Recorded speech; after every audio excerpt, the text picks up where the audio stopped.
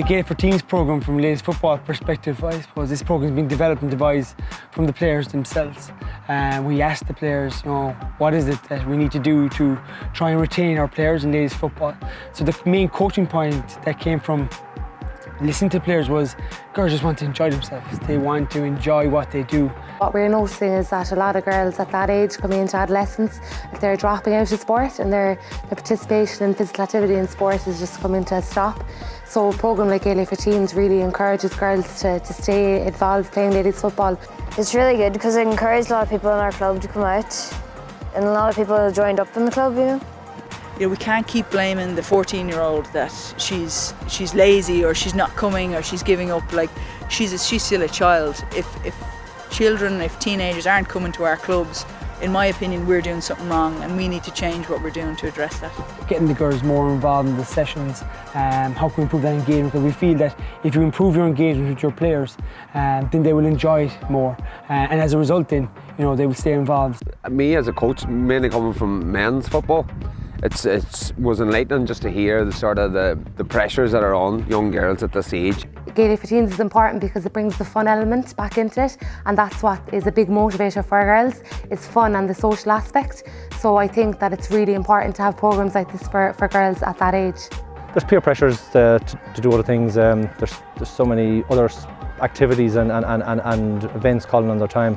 But I think with the right coaching structure in place at club level, right coaches and mentors, I think there's no reason why we can't keep girls involved in sport. We've been playing football together since we were 5 and 6, since under 6s, so we kind of always thought it was a social. From a social point of view, you're going to get huge benefits of it, that going forward, whether you have success or not, or you're unsure whether you want to stay involved or not, that there is going to be huge benefits to it. It's very easy to get caught up in short-term goals. How do you measure that you're a good coach? Really, because it's, did you win the game? Or, all the feedback we get is, all the things we measure is, did you win? What was the score? Did you win the league, etc.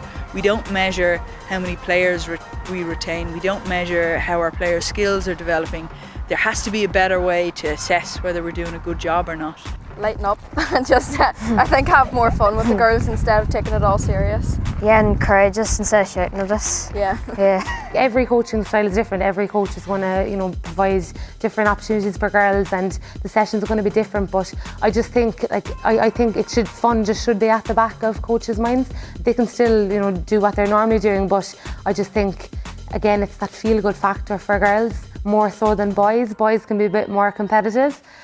So I think that continue what you're doing, but just adding that fun element. So for the Gaelic4Teens programme, it's about educating the coaches that they become facilitators, that they go back to their clubs and they probably question, well, how are we going from a coaching perspective, philosophy, ethos point of view, and look at the bigger picture from a club perspective. Myself and Orlagh are delivering the programme on lifestyle aspects and a nutrition point of view. So for girls even to be able to acknowledge that, yeah, it's okay that if I've too much on, okay, I can say no, I can't commit to this training. Or if they can take things away that they realise what they should or shouldn't be eating, that they can feel better at the training session.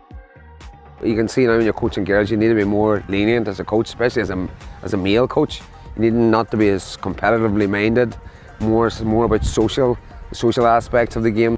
I would definitely say to coaches to just go think outside the box and how can you implement fun into your training sessions.